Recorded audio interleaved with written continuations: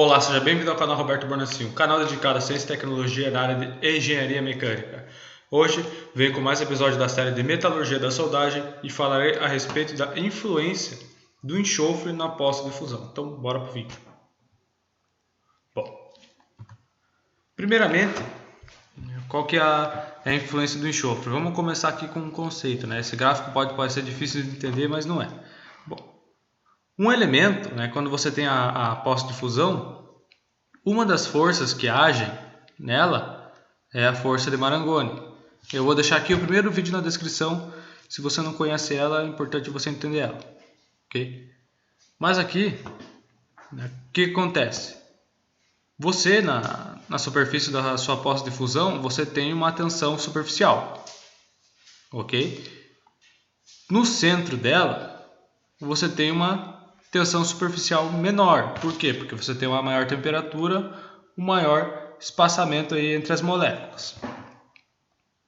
Mais próximos aqui à aresta, você tem uma tensão superficial maior. Por quê? Porque você tem aí o resfriamento em conjunto com o espalhamento do soluto, né? Com o direcionamento do soluto para essa região. Então, é por isso que você tem essa diferença de tensão superficial. Então aqui, quando ocorre isso, né, quando nós temos a condição normal do material, né, podemos dizer assim, um material de composição uniforme, a pós-difusão é jogada, podemos dizer assim, para fora. Ela tem a sua largura aumentada. Então você tem uma pós-difusão mais larga e menos constricta. Quando você adiciona o enxofre, né, um elemento aí, ele altera essa tensão superficial. Ou seja, quando você tem uma temperatura menor, a tensão superficial é menor. Quando você tem uma temperatura maior, aqui no gráfico, você tem uma tensão superficial maior.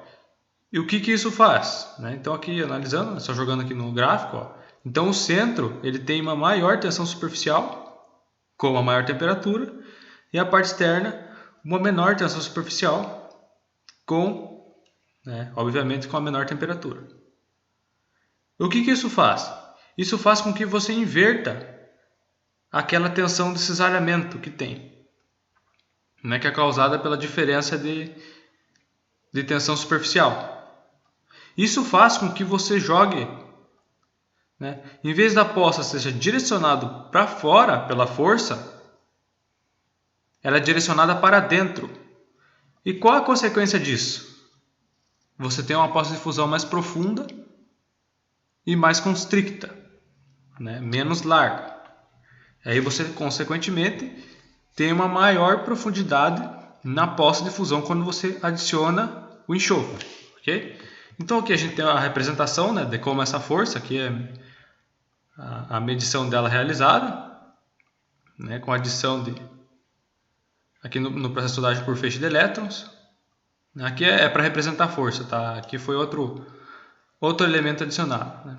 Além do enxofre, outros elementos também realizam essa função. Por exemplo, oxigênio, selênio, então, ou a mistura desses componentes, mas o principal, que é o mais comum assim, que a gente fala, que é o que tem em grandes quantidades, é o enxofre. Ok? Então aqui a gente tem uma comparação da quantidade de enxofre, de um ácido de alto enxofre, um ácido inoxidável de alto enxofre e um ácido inoxidável de baixo enxofre. Aqui a gente tem a tensão superficial em função da temperatura. Quando você tem uma baixa quantidade de enxofre nos ácidos inoxidáveis, você tem uma tensão superficial, quando a gente compara aqui a mesma temperatura, muito maior. E com o enxofre, quando você tem aí uma baixa quantidade de enxofre, na mesma temperatura, você pode notar aqui que é muito menor. E qual que tem a tensão superficial? É justamente ocorre aquilo. Você realiza aquela inversão né? Esse gráfico aqui é basicamente uma representação desse gráfico aqui, ó. Quando eu tenho uma baixa quantidade de enxofre, mas aqui é uma alta quantidade de enxofre, a baixas temperaturas, né, relativamente baixa, quando a gente compara aqui, né, com a maior, eu tenho uma menor tensão superficial. Quando eu aumento com a mesma quantidade de enxofre, eu aumento a tensão superficial. Então, aqui é um estudo que demonstra, que comprova isso, né, numa análise feita com ácido inoxidável 316, ok? Aqui a gente tem a representação, né, da análise por microscópio.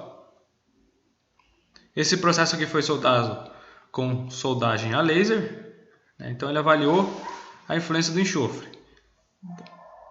Só da batida de olho aqui eu já consigo entender, né, se você conseguiu entender o que eu disse, qual tem mais enxofre, né? Eu faço o desafio para você, qual tem mais enxofre?